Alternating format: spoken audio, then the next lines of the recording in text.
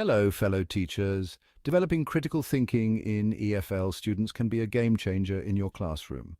Today, I'm sharing some tips and activities that'll help your students become more analytical and reflective thinkers. First up, let's talk about open-ended questions. These are questions that don't have a simple yes or no answer. Instead, they encourage students to think deeply and express their thoughts. For example, instead of asking, "Do you like this book?" try asking, "What do you think the author is trying to convey through this story?" It pushes students to analyze the text and articulate their opinions. Next, incorporate debates into your lessons. Choose a topic that's relevant to your students' lives. Divide them into two groups and assign each group a position to defend. This activity not only boosts critical thinking, but also enhances speaking skills. It's fascinating to see how students develop arguments and counter-arguments. Another effective method is using problem-solving tasks. Present your students with a real-world problem and ask them to find a solution. For instance, you could ask, "How can we reduce plastic waste in our community?" This encourages students to brainstorm, collaborate, and think creatively. Now let's move on to role-playing.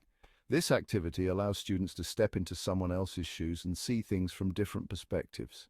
Assign roles related to a scenario and let students act it out. For example, you could have a mock job interview where one student is the interviewer and the other is the interviewee. This enhances empathy and critical thinking.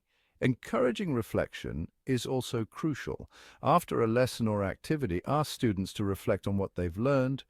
Questions like, "What was the most challenging part of this activity?" or "How would you approach this problem differently next time?" can be very insightful. It helps students internalize their learning and think about their thought processes. Lastly, integrate project-based learning. Assign projects that require research, analysis, and presentation. For example, a project on cultural festivals around the world can be very engaging.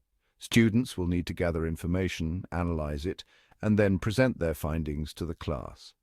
This method not only builds critical thinking, but also research and presentation skills. Remember, the goal is to create an environment where students feel comfortable expressing their thoughts and opinions. Encourage curiosity, ask thought-provoking questions, and provide opportunities for deep thinking.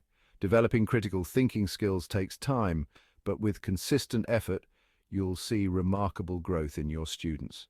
That's all for today. I hope these tips and activities help you foster critical thinking in your EFL classroom. Thanks for watching and happy teaching.